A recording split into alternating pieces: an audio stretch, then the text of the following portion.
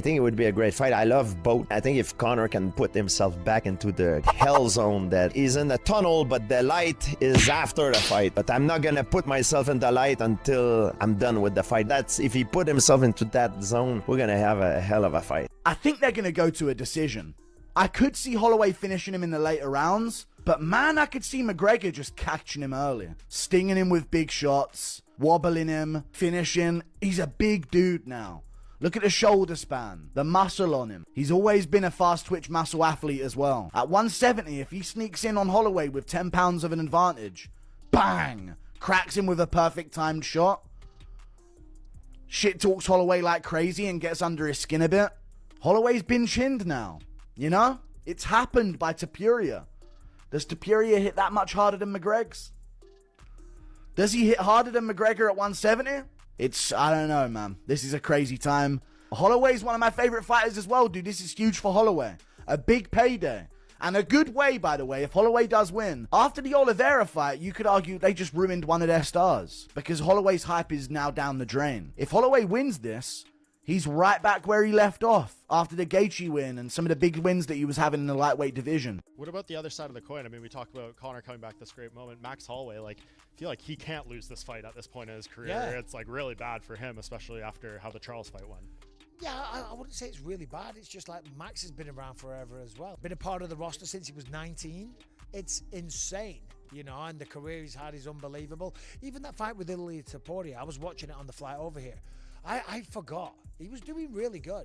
It was a very competitive fight until he got stopped, of course. So yeah, obviously it favours Max Holloway. He's got the numbers, he's got the resume. He's been fighting nothing but the best, probably 3 times a year the whole time Conor's been away. You know, so I don't think, and if he loses, it's not exactly the end of the world. I think Max Holloway will be just fine if he loses this fight, but I don't think he's going to probably lose it. He's probably going to do very, very well. People think that Max is just going to walk for him from the start. It ain't going to be that easy. He's going to have big problems early, and I think Max is going to give him that respect and not let him land them big shots. So maybe we don't see him be as successful as he could be, but definitely give Max some problems. Max is going to be clever enough where we won't really see that, but I still think that Conor will be dangerous enough where we're going to be like, oh shit, like, you know, Max needs to be careful. But I think he's going to do the right things to make them adjustments. And then he's just going to eventually have his way. I'm going to have to go Max Holloway for the win. Can it be a finish? 100%. If Max gets you tired, he's so good at going in for the kill.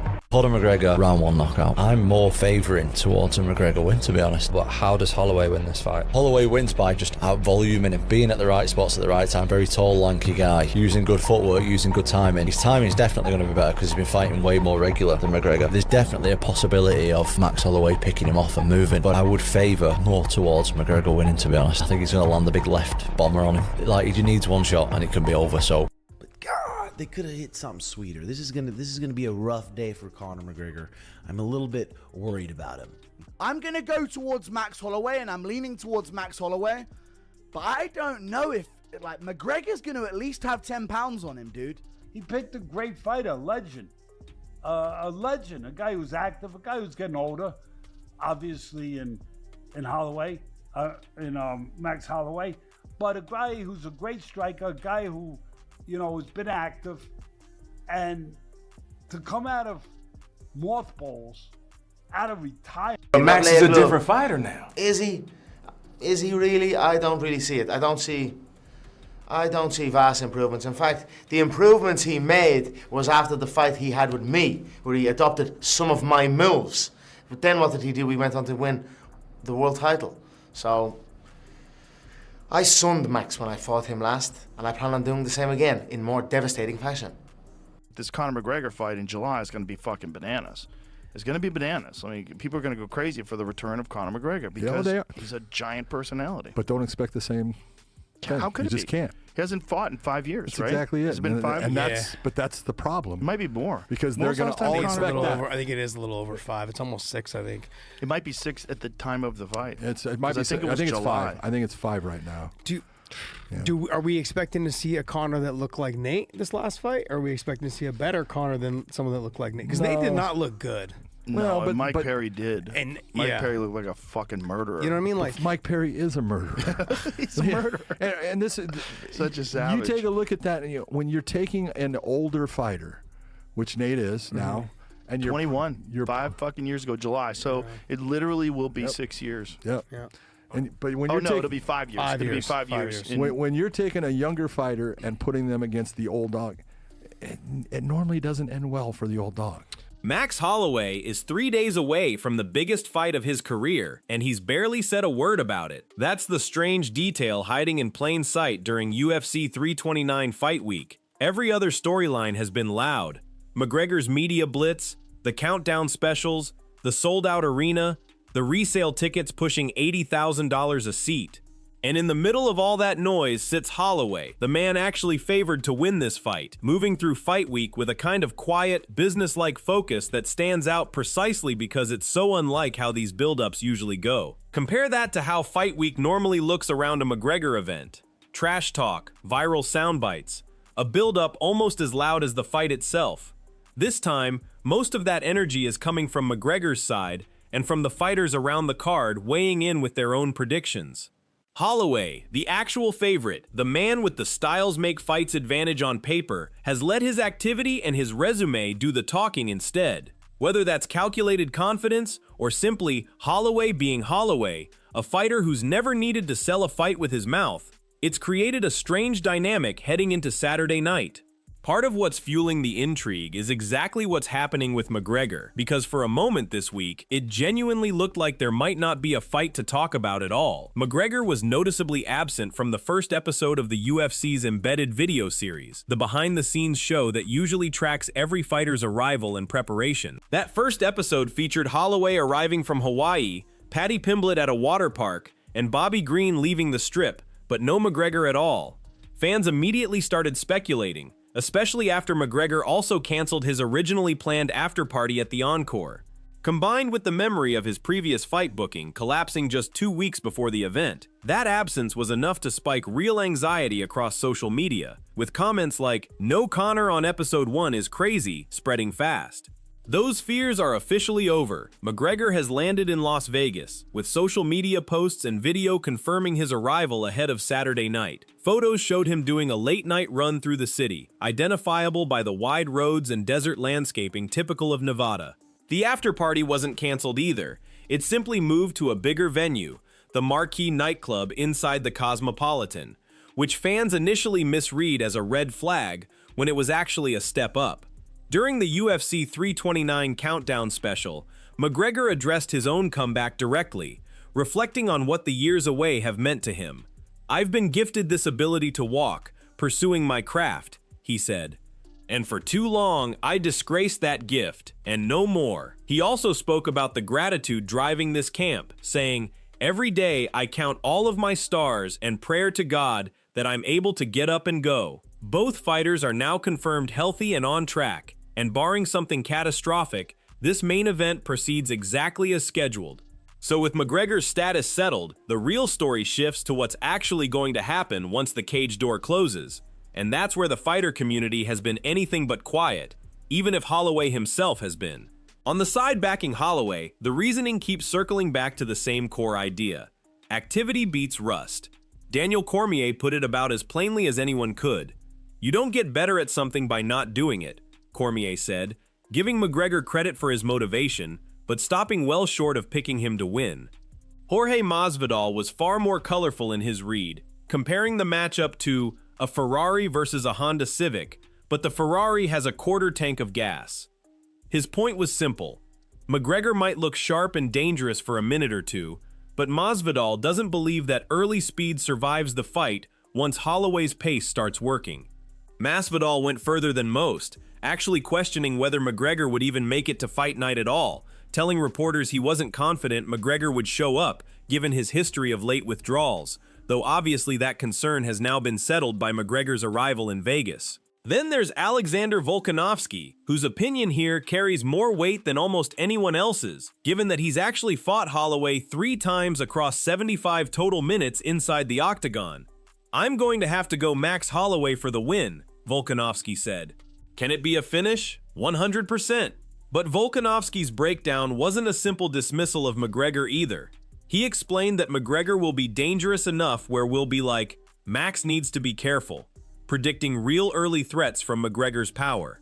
His actual pick hinges on Holloway's discipline, staying out of unnecessary exchanges, not walking straight into McGregor's biggest shots, and letting his pace grind McGregor down over time.